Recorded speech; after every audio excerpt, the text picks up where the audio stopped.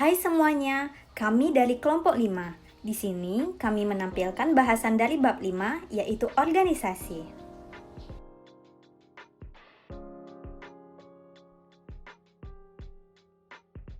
Beberapa pendapat tentang organisasi. Handoko mendefinisikan organisasi sebagai suatu proses perencanaan yang meliputi penyusunan, pengembangan, dan pemeliharaan suatu struktur atau pola hubungan-hubungan kerja dari orang-orang dalam suatu kelompok kerja. Menurut Hicks dalam Sutarto, bahwa hampir setiap orang dipengaruhi secara mendalam oleh kelompok, melibatkan diri dalam beberapa macam kelompok atau organisasi, menempatkan kedudukan penting dari kehidupan kebanyakan orang.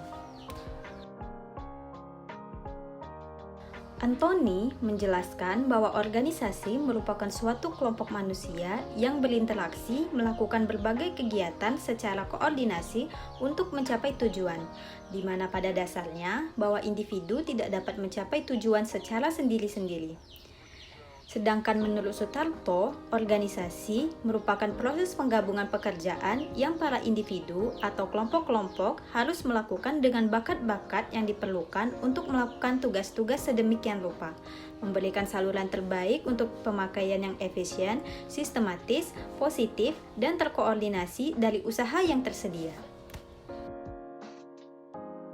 Berdasarkan beberapa pengertian tentang organisasi yang telah dikemukakan sebelumnya, bahwasanya hakikat dari organisasi itu adalah manusia dan kerjasama dalam suatu struktur organisasi yang menciptakan pembagian tugas dan jabatan serta meletakkan batas-batas kebebasan seseorang dalam organisasi.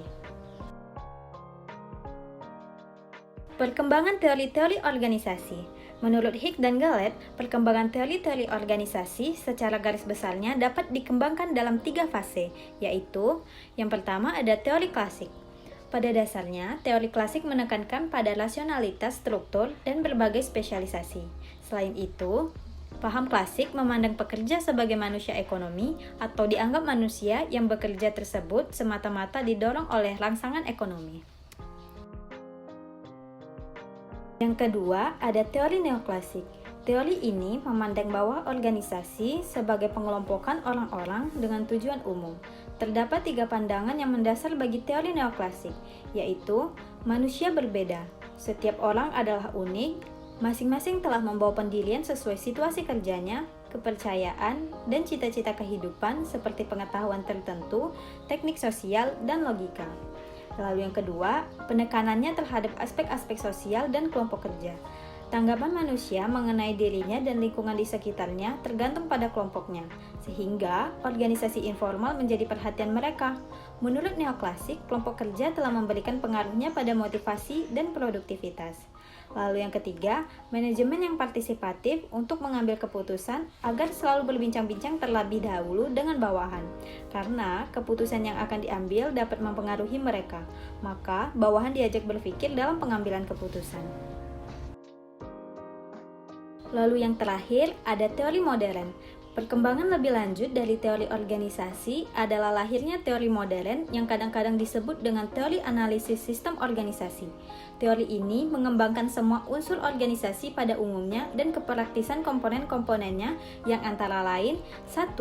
Organisasi adalah sebagai suatu sistem yang terdiri dari 5 bagian pokok, yaitu input, proses, output, arus balik, dan lingkungan yang menyangkut manusia umumnya meliputi semua jenis sistem biologis atau fisik yang berhubungan dengan tingkah laku manusia. Yang kedua, kedinamisan. Penekanannya adalah pada proses yang dinamis dengan interaksi yang terjadi dalam suatu organisasi. Yang ketiga, multilevel dan multidimensional. Teori modern mempertimbangkan setiap tingkatan suatu organisasi. Dengan mengenali masalah-masalah pada setiap tingkat, berarti memberikan kesempatan pada setiap tingkatan untuk memecahkan masalah sendiri, sehingga terdapat keseimbangan umum pada setiap tingkat. Yang keempat, ada multimotivasi. Teori modern mengakui bahwa suatu kegiatan dapat didorong oleh beberapa keinginan. Yang kelima, multidisipliner. Menggambarkan konsep dan teknik dari variabel bidang studi, ilmu kemasyarakatan, teori administrasi, psikologi, ekonomi, ekologi, pelaksanaan riset, antropologi budaya, sosiologi, dan beberapa bidang lainnya yang dapat memberikan sumbangan kepada ilmu manajemen dan organisasi. Organisasi dibentuk karena organisasi dapat mencapai masalah sesuatu yang tidak dapat dicapai oleh perorangan. Dengan konsep ini dapat dikatakan bahwa organisasi memiliki unsur-unsur sebagai berikut. 1. Adanya 2 orang atau lebih. Lalu, adanya maksud untuk bekerja sama, adanya pengaturan hubungan, dan yang terakhir, adanya tujuan yang hendak dicapai. Berikut adalah gambar hubungan antara organisasi dan lingkungan. Dari gambar sebelumnya, tampak bahwa suatu organisasi tidak terlepas dari pengaruh lingkungan yang ada di sekitar organisasi. Lingkungan merupakan sumber pasokan input-input bagi organisasi dan sebagai penerima output-output dari organisasi. Unsur manusia di dalam organisasi seperti tampak pada skema, memiliki kedudukan yang strategis karena manusialah yang bisa mengetahui input-input apa yang perlu diambil dari lingkungan dan bagaimana cara memperolehnya. Teknologi dan cara yang dianggap tepat untuk mengolah atau mentransformasikan input-input menjadi output yang memenuhi keinginan pasar atau lingkungannya. Jadi, dalam manajemen terdapat kurang lebih 3 variabel utama, yakni organisasi, manusia, dan lingkungan karakteristik, yang saling berinteraksi menurut pola tertentu dan masing-masing memiliki karakteristik atau nilai tertentu. Dengan demikian, organisasi tidak akan terlepas dari lingkungan di mana organisasi itu berada, dan manusianya yang merupakan pusat dari organisasi itu sendiri. Pengertian iklim organisasi. Iklim organisasi disebut juga suasana organisasi, yakni serangkaian sifat lingkungan kerja yang dapat diukur berdasarkan perspektif kolektif dari orang-orang yang hidup dan bekerja dalam lingkungan tersebut dan diperlihatkan untuk mempengaruhi motivasi serta perilaku mereka.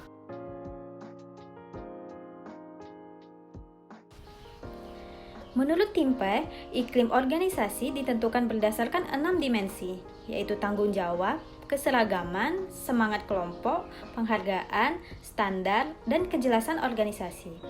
Yang pertama ada tanggung jawab.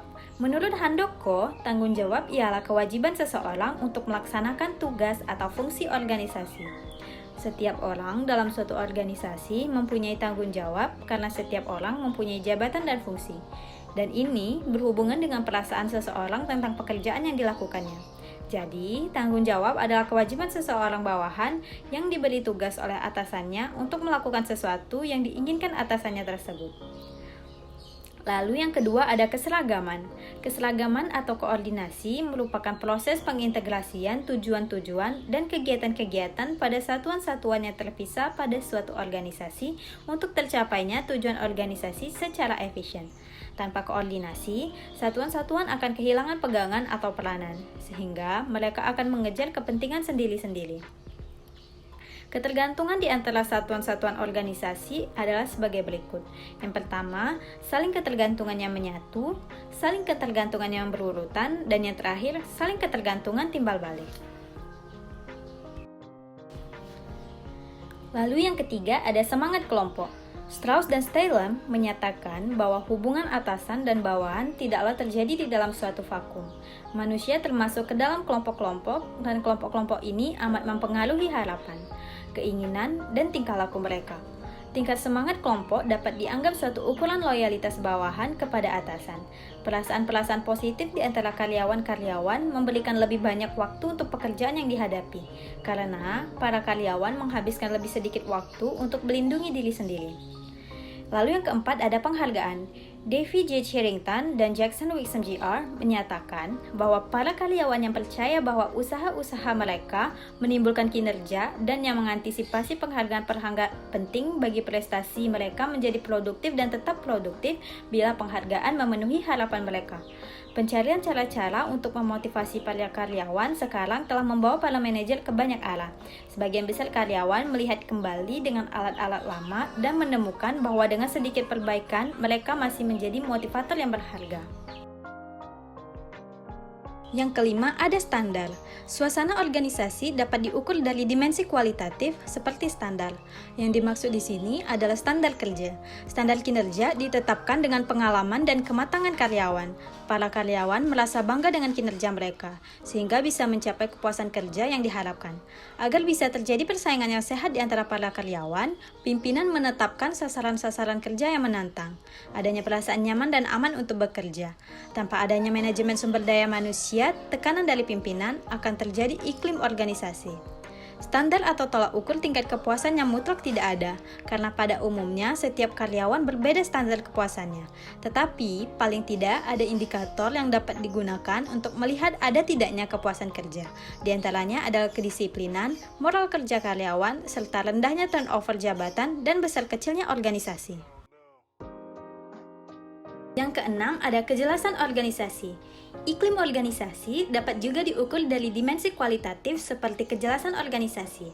Sebagai gambaran, beberapa pertanyaan dapat digunakan untuk mengundang komentar-komentar para karyawan. Misalnya, Anda mengetahui apa yang diharapkan dari Anda? Apakah penugasan-penugasan kerja terstruktur dengan logis?